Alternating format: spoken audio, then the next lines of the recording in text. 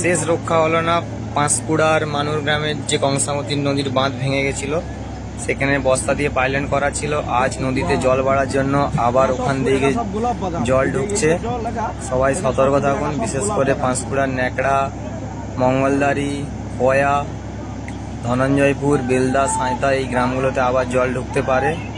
ক্রমশ যে 4-5 দিনের কাজ চলছিল বস্তা দিয়ে বাঁধার পরেও আটকাতে পারলো না, এখনো চলছে বস্তা দিয়ে বাঁধার কাজ। দেখা যাক শেষ অবধি আটকাতে পারে কিনা। তবে জল আবার ডিবিসি থেকে ছাড়ার জন্য জল অনেক বাড়ছে। সঙ্গে থাকুন, ফলো করুন, দেখতে থাকুন।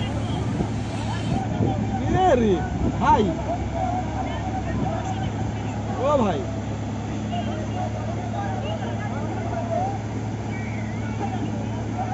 আমাকে দেখতে পাবনি ঘরে দাদু।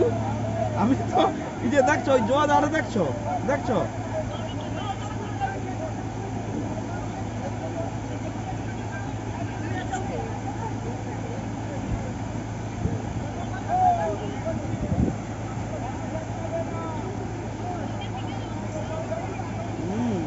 কিন্তু যে জলের স্পিড আছে চেষ্টা করাটা রক্ষা করার জন্য 2-3 দিন এমন টেক আপ দিয়ে দিচ্ছে।